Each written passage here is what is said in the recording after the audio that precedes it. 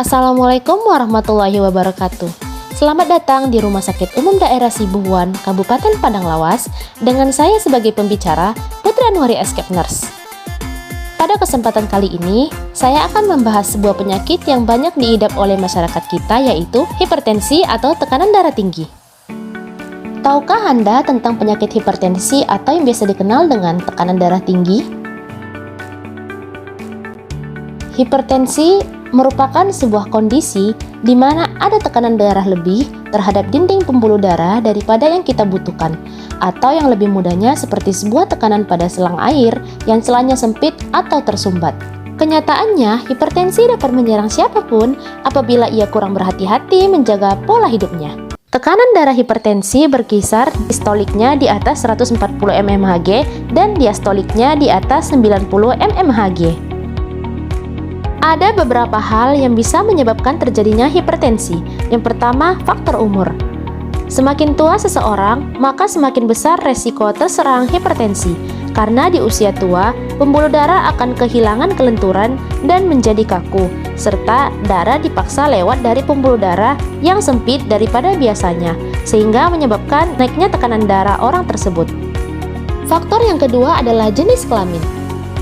Perempuan cenderung menderita hipertensi daripada laki-laki dikarenakan perempuan akan mengalami resiko tekanan darah tinggi setelah mengalami masa menopause, yaitu biasanya di atas 45 tahun. Selanjutnya adalah gaya hidup yang tidak sehat berupa diet tidak sehat, kurang buah dan sayur, tinggi lemak jenuh, tinggi garam, dan gula.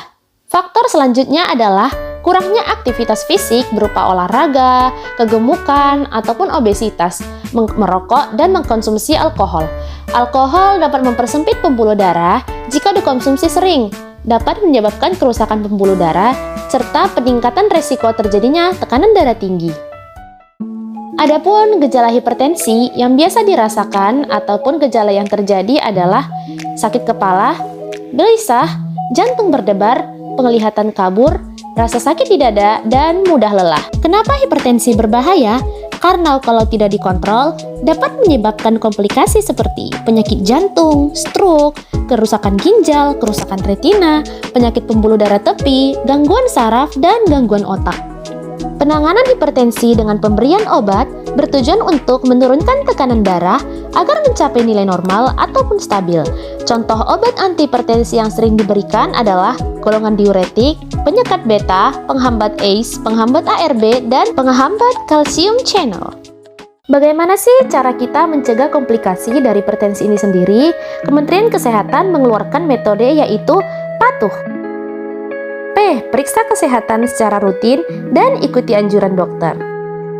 A. Atasi penyakit dengan pengobatan tepat dan teratur. T. Tetap diet sehat dengan gizi seimbang.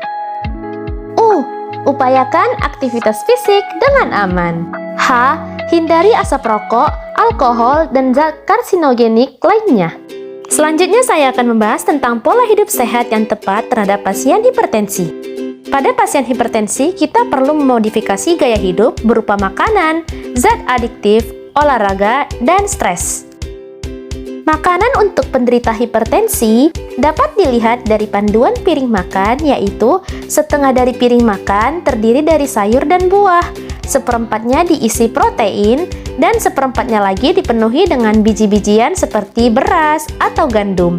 Asupan garam tidak boleh lebih dari seperempat sampai setengah sendok teh. Kemudian adalah zat adiktif. Zat adiktif merupakan zat yang dapat menyebabkan kecanduan seperti kafein pada kopi dan teh.